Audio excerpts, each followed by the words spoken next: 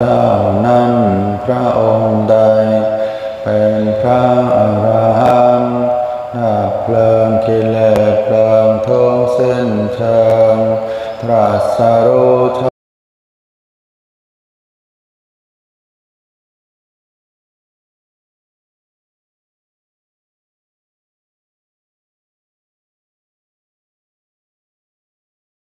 บพระเจ้าพระองค์ใดปฏิบัติดีแล้วธรรมยังพระคะวันตังสัทธัมมังสัสสังฆังอิเมหิสการเร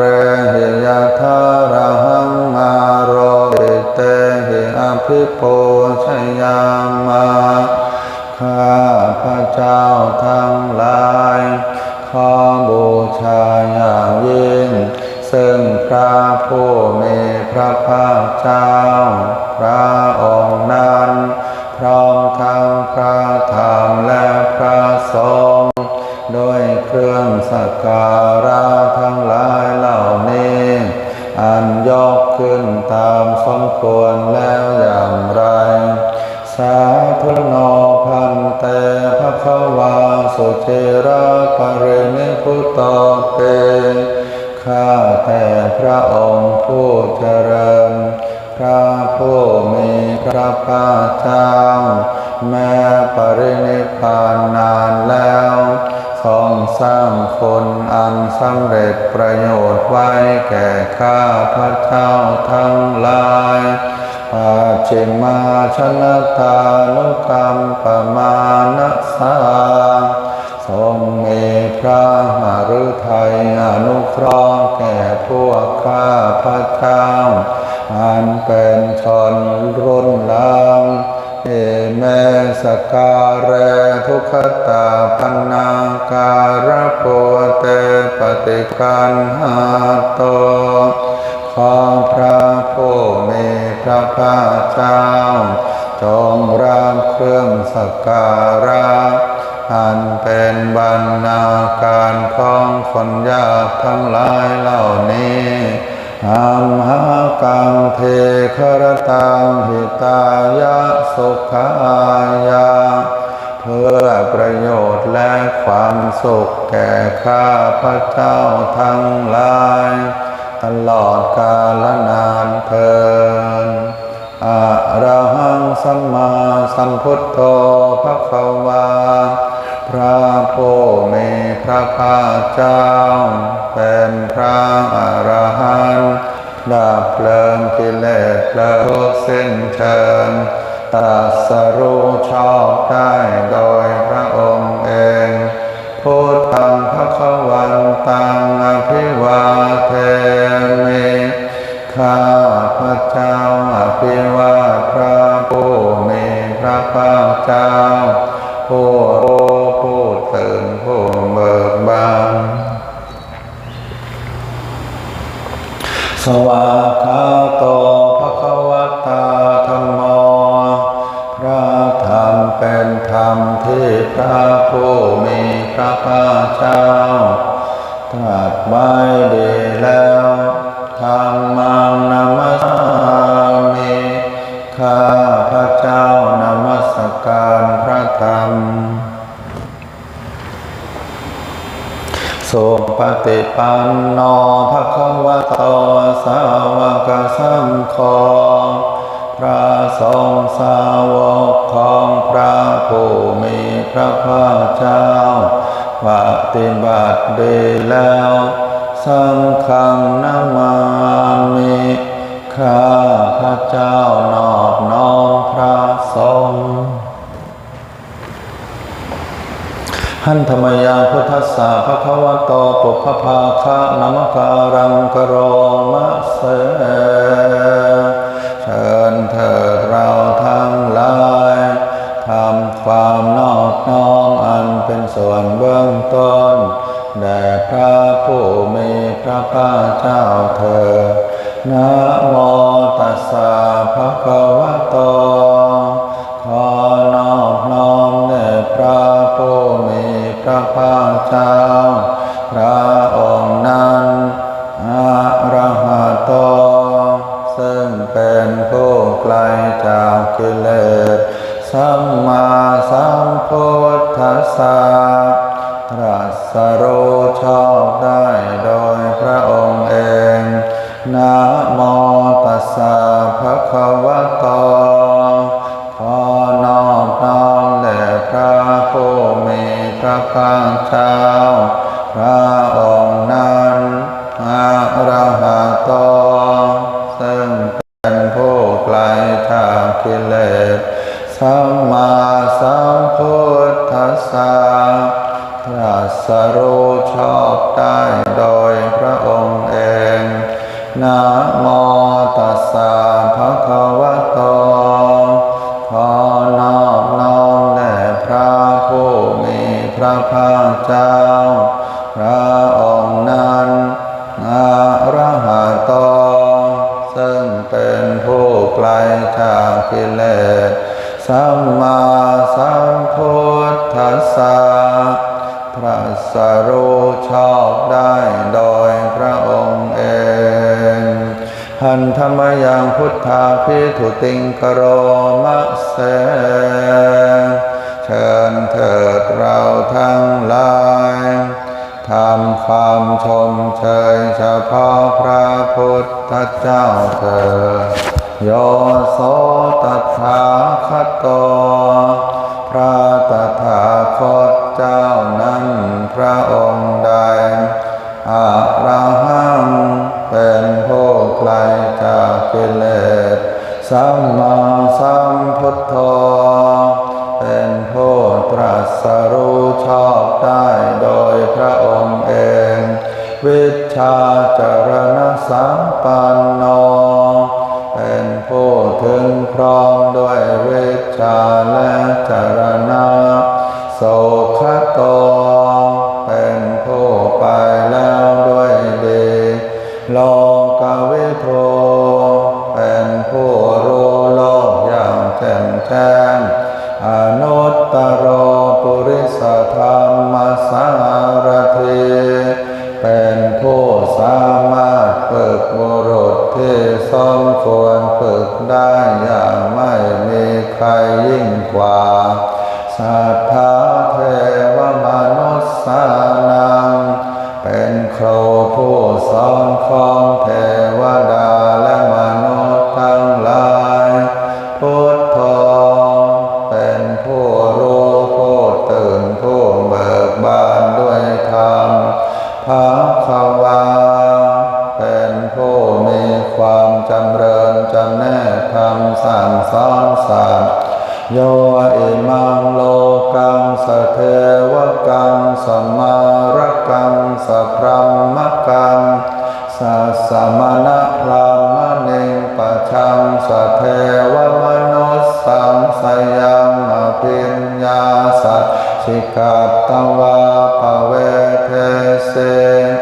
พระผู้มีพระภาคเจ้า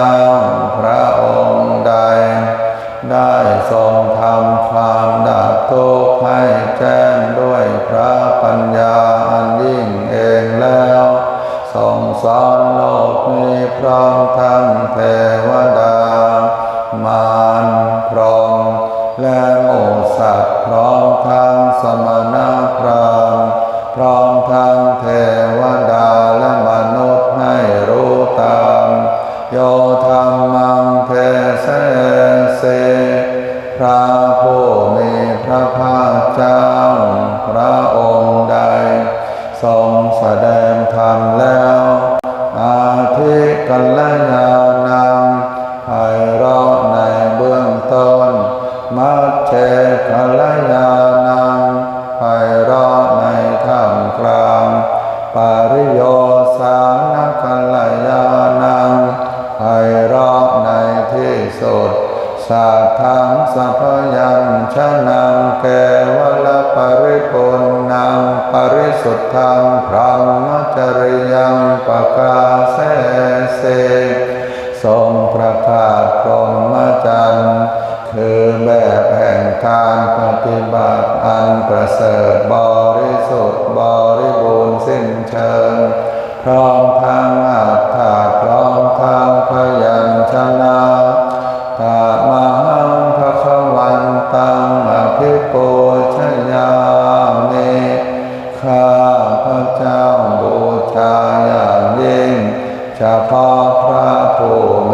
ระภาคเจ้าพระองค์นั้นตามหังพระคะวันตังศิรสานามามิข้าพระเจ้านอบน้อมพระผู้มีพระภาคเจ้าพระองค์นั้นด้วยเสียงกล่าวหันธรรมยังธรรมาภิทุติงกโรมะเสเชิญเถิดเราทั้งหลายทำความชมเชยเฉพาะพระธรรมเถิดโยโสสวากขาโตภควตาธัมโมพระธรรมนั้นใดเป็นสิ่งที่พระผู้มีพระภาคเจ้าได้ตรัสไว้ดีแล้วสันทิฏฐิโกเป็นสิ่งที่ผู้ศึกษาและปฏิบัติพึงเห็นได้ด้วยตนเองอาคาลิโกเป็นสิ่งที่ปฏิบัติได้และให้ผลได้ไม่จำกัดการเอหิปัสสิโกเป็นสิ่งที่ควรกล่าวกับผู้อื่นว่าท่านจงมาดูเถิดโอปนัยโกเป็นสิ่งที่ควรน้อมเข้ามาใส่ตัวปัจจัตตังเวทิตาโพวินโยเฮเป็นสิ่งที่ผู้รู้ก็รู้ได้เฉพาะตนตามหังธรรมังอภิปูชยามิข้าพระเจ้าบูชาอย่างยิ่งเฉพาะพระธรรมนั้นตามหังธรรมังศิรสานามามิข้าพระเจ้านอบน้อมพระธรรมนั้นด้วยเสียงกล่าวหันธรรมยังสังฆาภิทุติงกโรมะเสเชิญเถิดเราทั้งหลายทำความชมเชยเฉพาะพระสงฆ์เถิดโยโสสุปฏิปันโนภควโตสาวกสังโฆพระสงฆ์สาวกของพระผู้มีพระภาคเจ้านั้นหมู่ใดปฏิบัติดีแล้วโอโชปฏิปันโนภควโตสาวกสังโฆพระสงฆ์สาวกของพระผู้มีพระภาคเจ้าหมู่ใดปฏิบัติตรงแล้วญาญาปฏิปันโนภควโตสาวกสังโฆพระสงฆ์สาวกของพระผู้มีพระภาคเจ้าหมู่ใดปฏิบัติเพื่อรู้ธรรมเป็นเครื่องออกจากทุกข์แล้วสามีจิปฏิปันโนภควโตสาวกสังโฆพระสงฆ์สาวกของพระผู้มีพระภาคเจ้าหมู่ใดปฏิบัติสมควรแล้วญาติธรรมได้แก่บุคคลเหล่านี้คือจัตตาริปุริสยุคานิอัตถปุริสปุคคลาคู่แห่งบุรุษสี่คู่นับเรียงตัวบุรุษได้8บุรุษเอสาภควโตสาวกสังโฆนั่นแหละสงฆ์สาวกของพระผู้มีพระภาคเจ้าอาหุนายโยเป็นสงฆ์ควรแก่สักการะที่เขานำมาบูชาปาหุนายโยเป็นสงฆ์ควรแก่สักการะที่เข เขาจัดไว้ต้อนรับทักขินายโยเป็นผู้ควรรับทักษิณาทานอัญชลีกรณีโยเป็นผู้ที่บุคคลทั่วไปควรทำอัญชลีอนุตตรังปุญญเขตังโลกัสสะเป็นเนื้อนาบุญของโลกไม่มีนาบุญอื่นยิ่งกว่าตมหาสังฆังอภิปูชยามิข้าพระเจ้าบูชาอย่างยิ่งเฉพาะพระสงฆ์หมู่นั้นตมหาสังฆังศิรสานมามิข้าพระเจ้านอบน้อมพระสงฆ์หมู่นั้นด้วยเสียงกล้าวหันธรรมยารัตนัตยปนามคาถาโยเทวสังเวคาปริกิตนะอาทัญจาพนามเสเชิญเถิดเราทั้งหลาย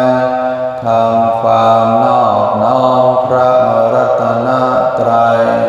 และบาลีที่กำหนดวัตถุ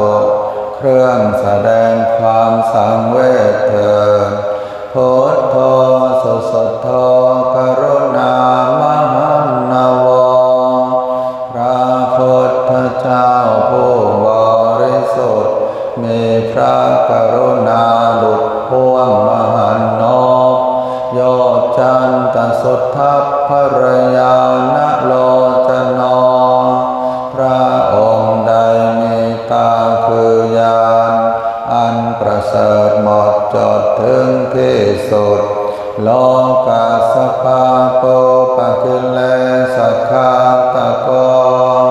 เป็นผู้ฆ่าเสียซึ่งบาปและอุปกิเลสของโลกวันธามิพุทธังอหัมมาทะเรนตังข้าพระเจ้าไหว้พระพุทธเจ้าพระองค์นั้นโดยใจเคารพเอื้อเฟื้อธัมโมปเทโพวิยตัสสะสัทโธโนพระธรรมของพระศาสดาสว่างรุ่งเรืองเปรียบดวงประทีปโยมัคคปากามตเพทพินนโกจำแนกประเภทคือมรรคผลนิพพานส่วนใดโลกุตตโรโยจะตทัตถะเทปโนซึ่งเป็นตัวโลกุตระ และส่วนใดที่ชี้แนวแห่งโลกุตระนั้นวันธามิธัมมังอหัมมาทะเรนตังข้าพระเจ้าไหว้พระธรรมนั้นโดยใจเคารพเอื้อเฟื้อสังโฆสุเขตาภยติเขตสัญญิโตพระสงฆ์เป็นนาบุญอันยิ่งใหญ่กว่านาบุญอันดีทั้งหลายโยทิฏฐสันโตสุขตานุโปทโกเป็นผู้เห็นพระนิพพานตรัสรู้ตามพระสุคตหมู่ใดโลละปะหิโนอริโยสุเมทัสโสเป็นผู้ละกิเลสเครื่องโลเลเป็นพระอริยเจ้ามีปัญญาดีวันธามิสังฆังอหัมมาทะเรนตังข้าพระเจ้าไหว้พระสงฆ์หมู่นั้นโดยใจเคารพเอื้อเฟื้ออิเจวะเมกังตภิปูชนายกังวัตถุตยังวันทยตาภิสังขตัง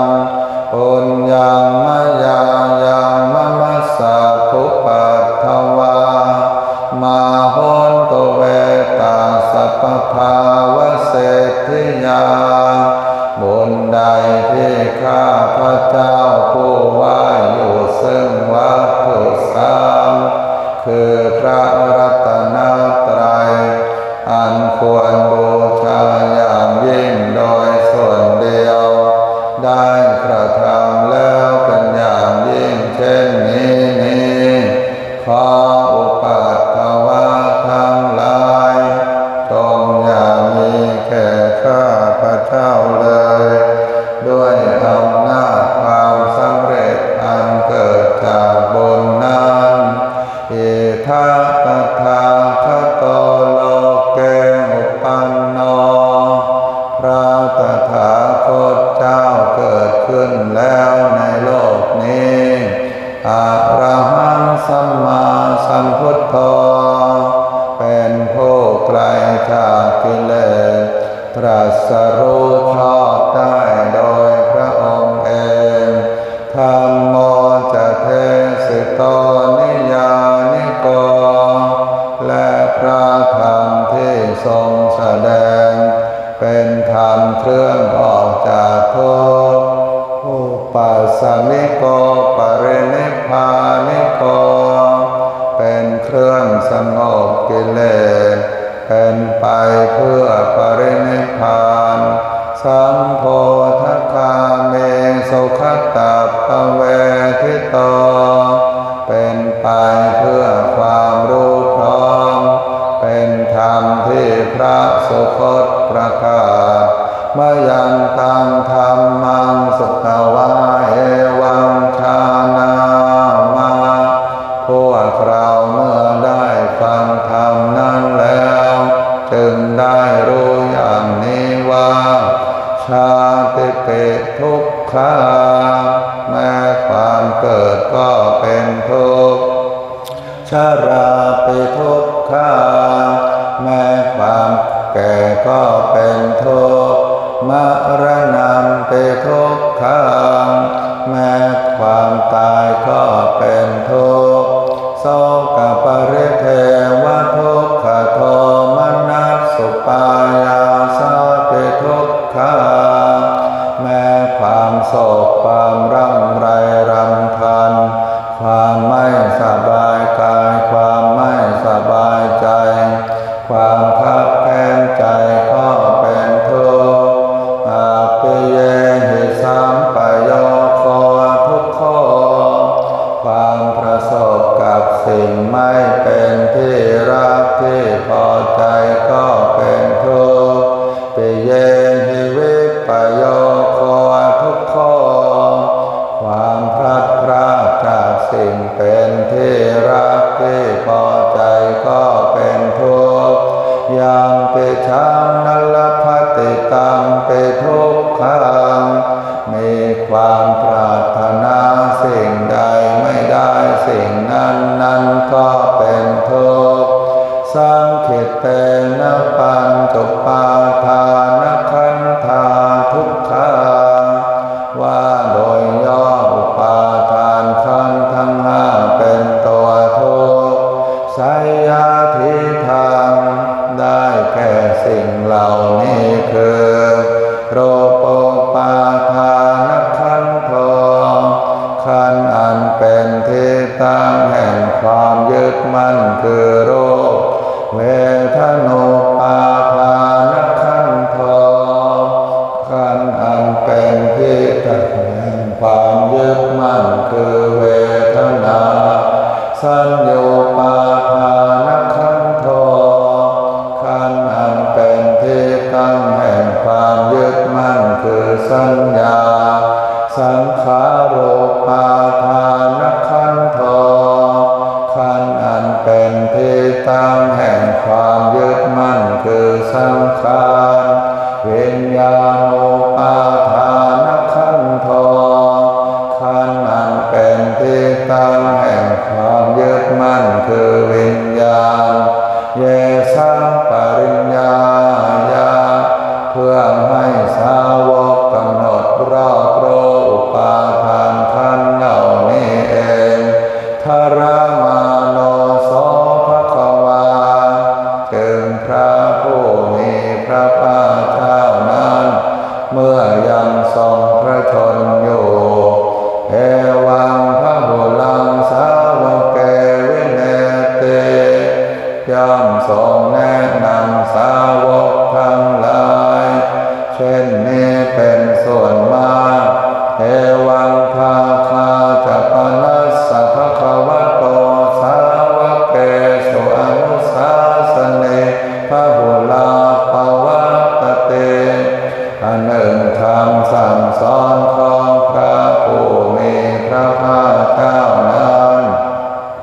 ย่อมเป็นไปในสาวกทั้งหลายส่วนมาก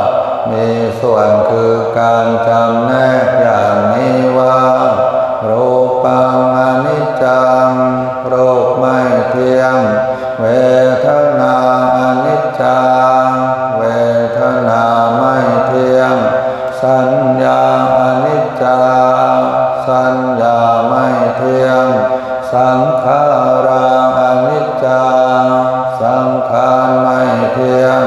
วิญญาณังอนิจจังวิญญาณไม่เที่ยงรูปังอนัตตารูปไม่ใช่ตัวตนเวทนาอนัตตาเวทนาไม่ใช่ตัวตนสัญญาอนัตตาสัญญาไม่ใช่ตัวตนสังขาราอนัตตาสังขารไม่ใช่ตัวตนวิญญาณังอนัตตาวิญญาณไม่ใช่ตัวตนสัพเพสังขาราอนิจจังสังขารทั้งหลายทั้งปวงไม่เที่ยงสัพเพธัมมาอนัตตาเตธรรมทั้งหลายทั้งปวงไม่ใช่ตัวตนดังนี้เตมะยังโมตินนามหาพวกเราทั้งหลายเป็นผู้ถูกครอบงำแล้วชาติยาโดยความเกิดชรามรณะนาโดยความแก่และความตายโสเกหิปริเทเวหิทุกเขหิโทมนัสเสหิอุปายาเสหิโดยความโศกความร่ำไรรำพันความไม่สบายกายความไม่สบายใจความคับแค้นใจทั้งหลายทุกข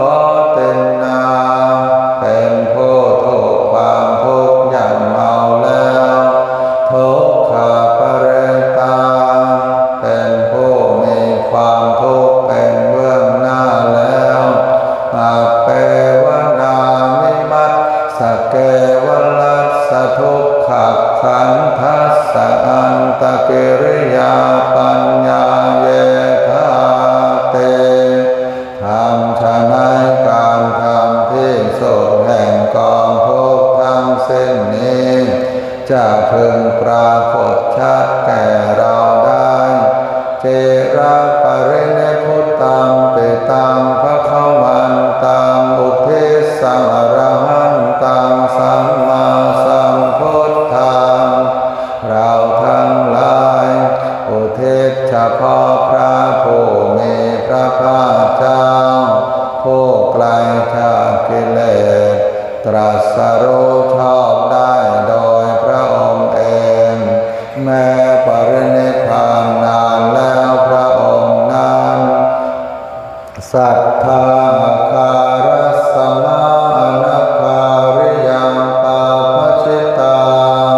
เป็นผู้มีศรัทธาออกบวชจากเรือนไม่เกี่ยวข้องด้วยเรือนแล้ว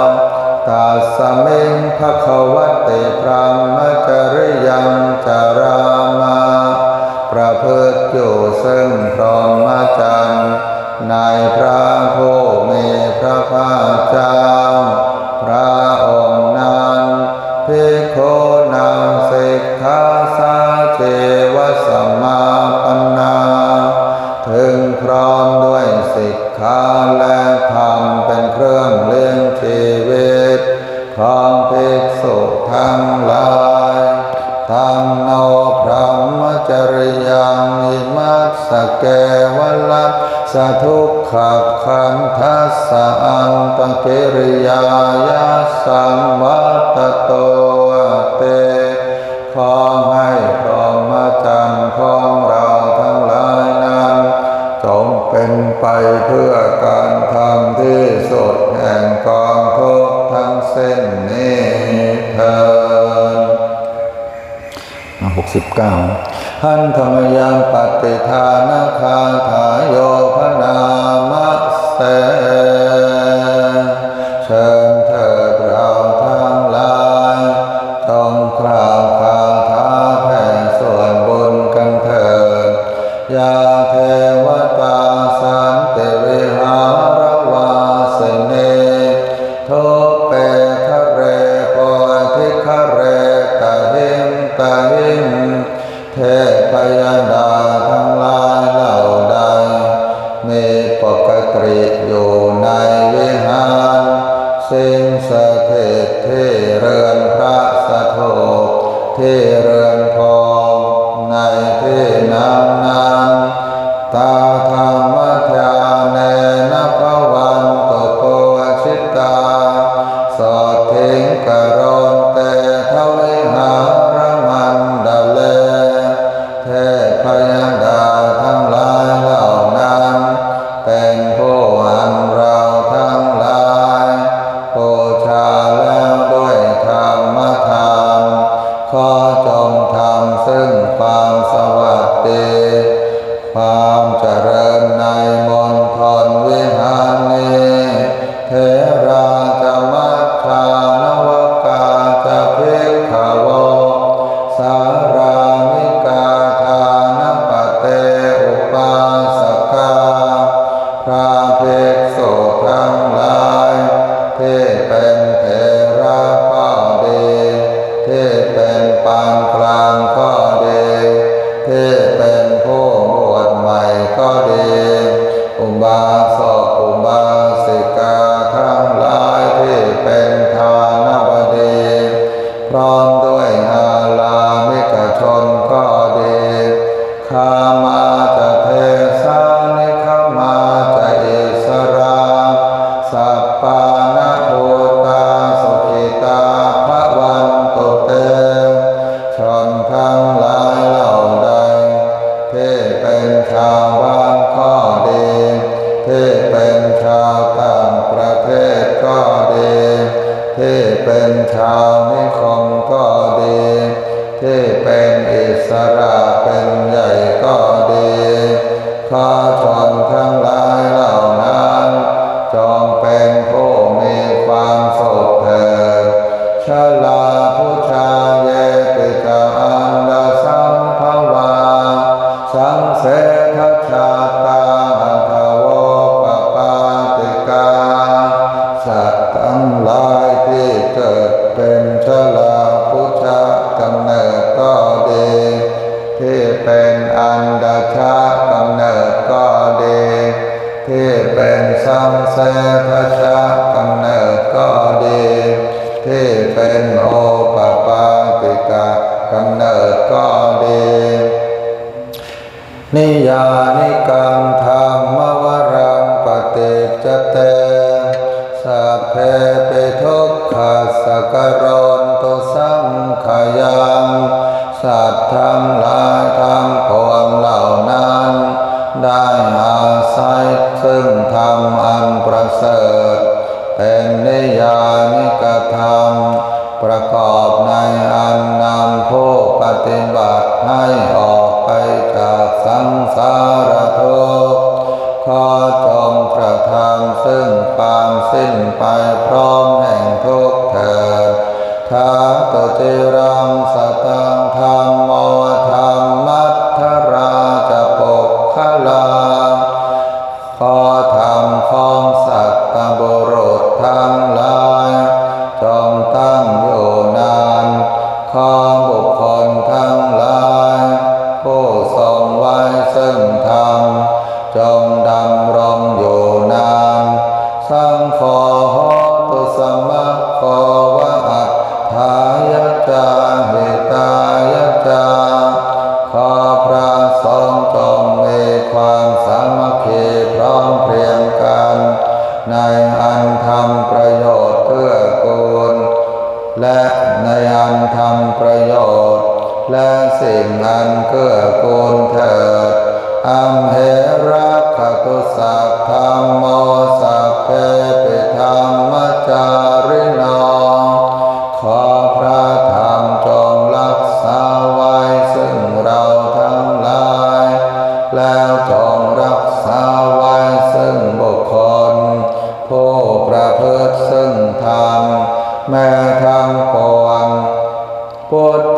สัมปาปนัยยามะธรรมเมอริยปเวทิเตขอเราทั้งหลายถึงพร้อมซึ่งความเจริญในธรรม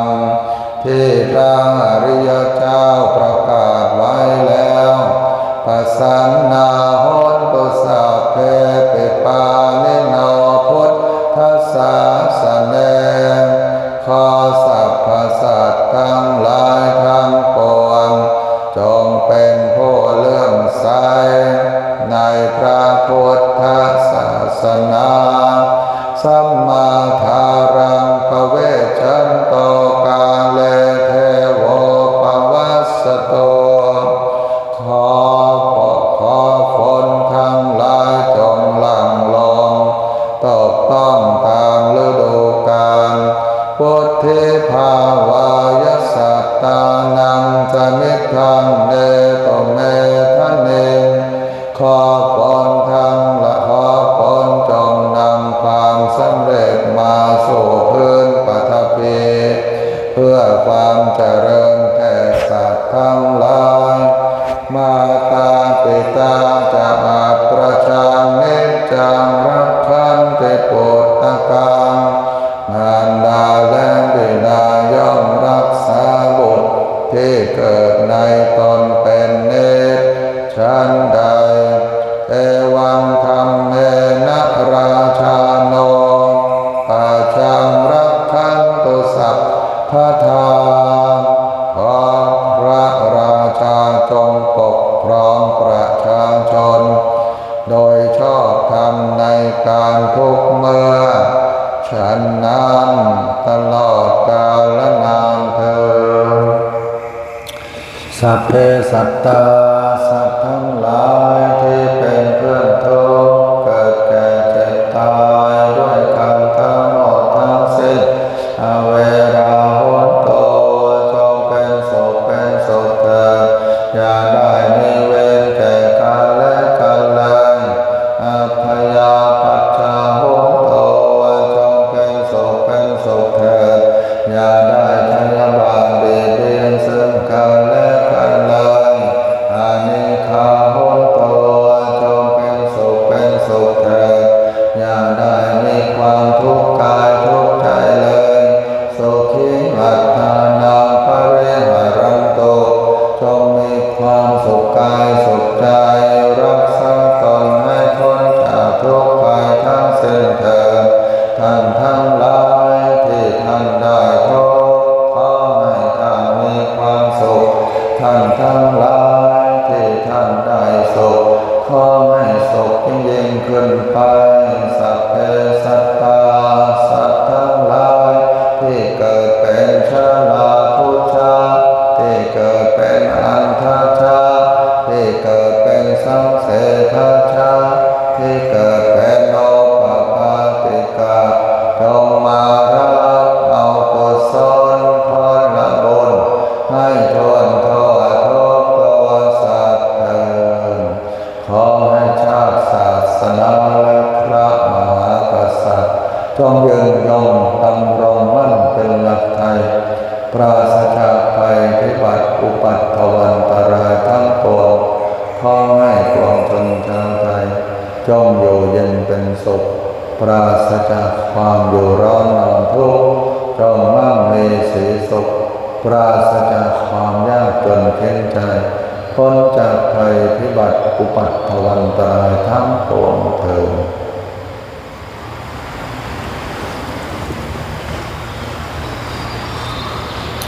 อะระหังสัมมาสัมพุทโธภะคะวาพุทธังภะคะวันตังอะภิวาเทมิสวากขาโตภะคะวะตาธัมโมธัมมังนัมมัสสามิ สุปฏิปันโนภะ